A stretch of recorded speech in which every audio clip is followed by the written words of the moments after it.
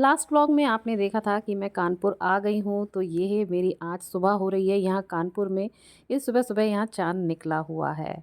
और कल मैंने आपको बताया था ना कि अपनी मौसी की बगिया दिखाऊँगी, तो ये सुबह का टाइम है और ये देखिए हमारी मौसी की छोटी-सी बगिया जिसमें है बहुत सारे पेड़-पौधे। यहाँ आपको देखने को मिलेंगे कुछ फलों के पौधे, कुछ फूलों के पौधे, कुछ सब्जियों के पौधे। उन्होंने तो मतलब कोई चीज़ नहीं छोड़ी है, मुझे लगता है उनके पास हर वैरायटी के छोटे बड़े सब तरह के पौधे हैं। और एक तो ये है कि यहाँ ज़मीन भी बहुत अच्छी है, गंगा का भाई किनारा है कानपुर, तो यहाँ मिट्टी भी बहुत उपजाऊ है। तो भई मेरे मतलब आगरा के हिसाब से तो यहाँ बहुत उपजाऊ है और पानी भी बहुत अच्छा है। तो उस वजह से यहाँ अच्छे से पौधे ग्रो हो जाते हैं। ये देखिए उन्होंने किस तरह से छोटे-छोटे पॉट्स में इस तरह से कर रखा है। वैसे तो उन्होंने बहुत सारे नाम मेरे को बताए थे, लेकिन फिर भी मैं आपको बताती हूँ जो भी मुझे नाम याद रह गए हैं कि उन्होंने कौन-कौन से पौधे यहाँ पर हैं उनके। तो यहाँ है नींबू के, तुलसी के, बॉल प्लांट है, जेट प्लांट है, स्नेक प्लांट है, अडेनियम है, तुलसी है, लौंग है, गुड़हल है, सफ़ेद, लाल गुलाब है और गुड़हल भी 3-4 तरह का है। कड़ी पत्ता है, संतरे का पौधा है, शिमला मिर्च है, सदाबहार है 2-3 तरह के और अरेका पाम है और बाकी मुझे पता नहीं उन्होंने और क्या-क्या बताया था। तो ये तो थोड़ा बहुत है ना मैं देख के मतलब आपको बता रही हूँ कि ये सब पेड़ पौधे यहाँ पर थे। आपको तो पता ही होगा कि मेरे पास कड़ी पत्ते का पौधा नहीं है, तो ये मैं मौसी से ले रही हूँ। तो मौसी के पास तो ये बहुत बड़ा मतलब पेड़ हो गया है ये कड़ी पत्ते का, तो इसमें से मौसी ये मेरे लिए तोड़ रही हैं कड़ी पत्ते की डालियाँ। फिर इसके बाद है ना मैंने इन पत्तियों को निकाल लिया था और रख लिया था फिर अपने पास पॉलीथीन में। चलिए बगिया तो आपने देख ली है, अब आपको दिखाते हैं रुद्राक्ष आपके पास असली है या नहीं। इसको आप कैसे टेस्ट कर सकते हैं। तो इसका सबसे बढ़िया तरीका है कि इसे आप 1 गिलास पानी लें और डाल दें उसमें अपना रुद्राक्ष। अगर वो डूब जाता है ये तो सही है। ये तैरा नहीं है। बाबा दे गए थे। एक बाबा दे गए थे। जिस दिन गाड़ी आई थी हाँ उसी दिन दे गए थे। चलो भाई ये तो परीक्षा में पास हो गया। बता दे तो ऐसे ही हम्म नकली ये नकली है। ऊपर तैर रहा है। ये किसने दिया था, कौन से बाबा उल्लू बना गए आपको? दरवाजे आया था एक बाबा। नकली है तो आपको तभी चेक करना चाहिए था कि बाबा ये तो नकली है। नकली दे यानी मौसी श्याम मामा ने बिल्कुल सही दिया।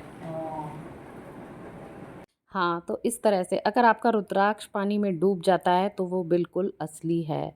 फिर मौसी ये एक मुखी रुद्राक्ष और लाईं जिसकी वो काफ़ी सालों से पूजा कर रही थी, तो उन्होंने जब वो पानी में डाला तो वो बिल्कुल नीचे चला गया। तो यानी कि एक ये असली है और एक वो भी असली है जो अभी मैं बता रही थी कि हमारे श्याम मामा ने हमें दिया है। तो इस तरह से ये हमें असली रुद्राक्ष मिले और वो जो बाबा घर में आके दे गए थे वो एकदम नकली था। इस तरह से आप लोग भी इस टेस्ट कर सकते हैं। इसके बाद ये सुबह का ही टाइम है, कुछ सामान लाना था, तो उसके लिए मैं और वासु जा रहे हैं। मैं तो पता है वैसे ही जा रही हूँ, अभी तो मैं नहाई भी नहीं हूँ। बस वैसे ही मस्ती करने वासु के साथ मैं गाड़ी से फिर निकल गई। वासु ने अपनी गाड़ी इतने अच्छे से सजा रखी है ना, मैं क्या ही बताऊँ। एक-एक चीज़ उसकी बड़ी खूबसूरती से उसने लगाई हुई है, जचाई हुई है और सफाई भी बहुत अच्छी रखी है। वासु की तो मतलब ये ख़ासियत है, वो तो हर चीज़ बड़े अच्छे से लगाता है, जचाता है, चाहे आपको अपने घर का छोटा-मोटा कोई भी सामान हो या उसकी अपनी कोई पर्सनल चीज़ हो, बहुत अच्छे से वो मेंटेन करता है। तो उस तरीके से उसने कार भी बहुत अच्छे से मेंटेन करी हुई है। बस वासु के साथ इस तरह से घूम के गाने-वाने सुनते हुए फिर हम लोग आ गए थे घर। तो अभी मैंने आपको मौसी का किचन नहीं दिखाया है, तो चलिए मैं आपको वो दिखाती हूँ। तो ये है मौसी की मॉड्यूलर किचन। तो अब तक हम लोगों का नहाना-धोना सब हो चुका है।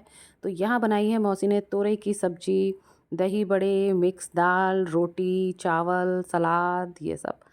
बस फिर ये सब हमने खाया, फिर उसके बाद हम लोगों को जाना है आज बोट क्लब। जैसा कि मैंने आपको लास्ट व्लॉग में बताया था, तो फिर खाना वगैरह निपटा के फिर हम लोग वहीं के लिए जा रहे हैं। बोट क्लब बनाने की शुरुआत हुई थी 2007 में, लेकिन इसको बनने में लगभग 15 साल का लंबा समय लग गया। यानी कि 24 दिसंबर 2022 को बोट क्लब का शुभारंभ हुआ। गंगा के घाटों के किनारे आपने सैर सपाटा तो खूब किया होगा, लेकिन यहाँ बोट क्लब में गंगा की लहरों के बीच बोटिंग का मज़ा भी आप ले सकते हैं। मुंबई और गोवा के बीच जैसा नज़ारा कानपुर के गंगा बैराज स्थित इस बोट क्लब में देखने को मिल रहा है। कानपुर में वाटर स्पोर्ट्स और पर्यटन को बढ़ावा देने के लिए बोट क्लब की ये स्थापना की गई है।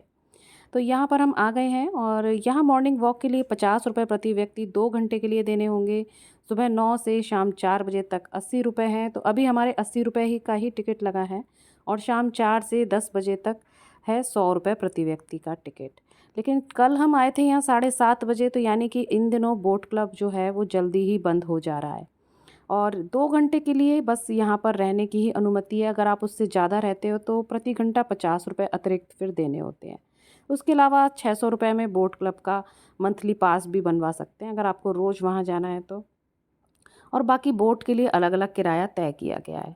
और यहाँ हमें गार्ड ने स्टार्टिंग में ही बता दिया था कि है ना, यहाँ पर अभी बोटिंग हो नहीं रही है क्योंकि गंगा का जल स्तर काफ़ी बढ़ा हुआ है, क्योंकि अभी बरसात का मौसम हो के चुका है। मतलब बरसात इन दिनों हो भी रही थी, तो जल स्तर काफ़ी बढ़ा है, तो बोटिंग वगैरह बिल्कुल नहीं हो रही है। बस वहाँ जा कर के आप देख सकते हो, बैठ सकते हो, 2 घंटे घूम सकते हो और अंदर खाने पीने की भी काफ़ी दुकानें हैं, तो वो सब भी कर सकते हो। तो वैसे तो देखिए सुबह का टाइम है तो ऐसा तो कुछ करना नहीं था, बस हमें तो देखना ही था कि आखिर ये बोट क्लब में है क्या, यहाँ देखें क्या दिख रहा है। तो है ना, नीचे जाने की ज़्यादा ना सीढ़ियों पे है ना वो रस्सी वगैरह भी लगा दी गई थी कि आपको उधर नहीं जाना है। थोड़े बस 1-2 इधर ऊपर वाली फ्लोर पर ही फिर हम जा सकते थे। तो बस वहीं से हमने फिर यहाँ से गंगा नदी का ये पूरा तट देखा, जहाँ से कि हमको गंगा बैराज का जो सीन है ना वो भी दिखाई दे रहा था, जो कि बहुत अच्छा लग रहा था। और यहाँ हवा भी अच्छी चल रही थी। मौसी बता रही थी कि बोट क्लब में रोज़ाना शाम को 7 बजे गंगा आरती भी होती है। अगर हम कल शायद सही टाइम पर आए होते तो हमें गंगा आरती ज़रूर मिल जाती। हालांकि ये सुबह का ही टाइम है, लेकिन धूप इतनी तेज़ हो रही है और गर्मी इतनी तेज़ है कि हमारे अलावा यहाँ और कोई पर्यटक हमें देखने को नहीं मिला। बस हम ही लोग थे। वैसे यहाँ आने का असली मज़ा तो शाम का ही है। फिर बस यहाँ थोड़ी देर बैठे होंगे हम, करीब आधा घंटा बैठ के यहाँ के नज़ारे हमने लिए, थोड़ी बहुत फ़ोटोग्राफ़ी वगैरह करी, फिर उसके बाद हम लोग यहाँ से निकल गए। चलिए जाने से पहले मैं आपको अपनी कुछ उड़ने वाली तस्वीरें दिखाती हूँ।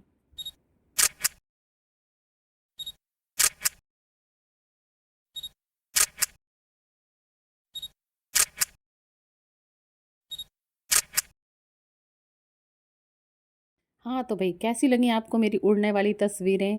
और भई बोट क्लब की ये जो थोड़ी-सी जानकारी मैंने हासिल करी थी, ये जानकारी आपको कैसी लगी? और आप लोग भी कभी कानपुर आएँ तो यहाँ बोट क्लब ज़रूर आइएगा। ये है अटल घाट और ये अपना है ना गंगा बैराज, इसके पास में ही है।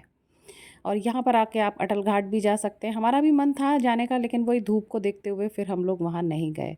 फिर बस ये गंगा बैराज होते हुए फिर हम आ गए थे वापस घर।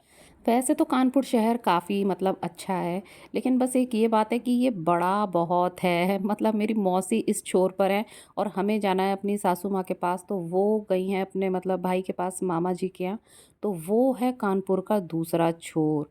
तो बस हम पे ज़्यादा समय तो नहीं था, फिर यहाँ से होते हुए फिर हम वापस घर गए, अपना सामान वगैरह वो सब हमने पैक करा और रखा अपनी गाड़ी में और फिर ली हमने मौसी से विदाई।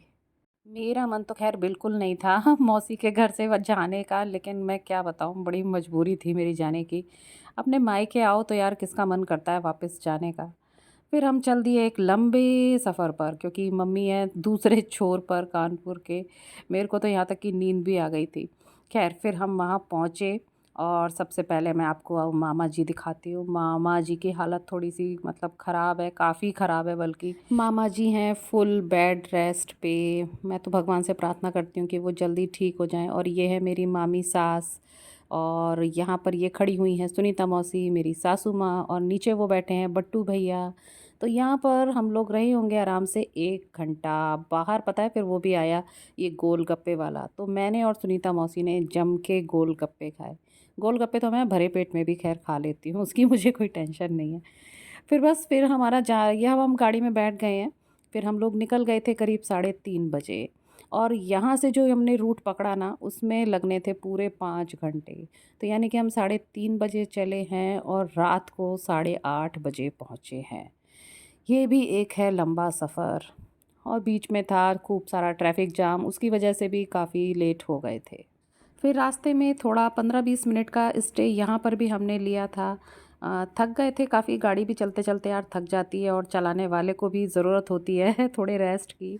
बस यहाँ पे थोड़ा बहुत हमने खाया पिया, फिर हम चले थे आगे। और यहाँ पता है बच्चों से भी बीच-बीच में पूरे रास्ते भर बात हो रही थी और वो बता रहे थे कि मम्मी आज सुबह से लाइट नहीं है।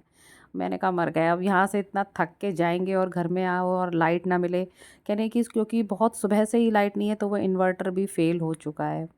भई मैं तो भगवान से प्रार्थना करने लगी कि हे भगवान, जब मैं 8:30 बजे के आस-पास जब घर पहुँचूँ तो भैया लाइट मुझे मिलनी ही चाहिए। और आपको बताऊँ, मैं जब तक गई ना तब तक लाइट आ गई थी। लेकिन अब वो आगे का मैं क्या ही शूट करती। तो चलिए इस व्लॉग का हम यहीं एंड करते हैं। सारी मतलब कानपुर की गाथा मैं आपके सामने पूरी रख चुकी हूँ कि ऐसा-ऐसा रहा और काफ़ी अच्छा रहा, रिफ्रेशिंग रहा ये 2 दिन का हमारा ट्रिप।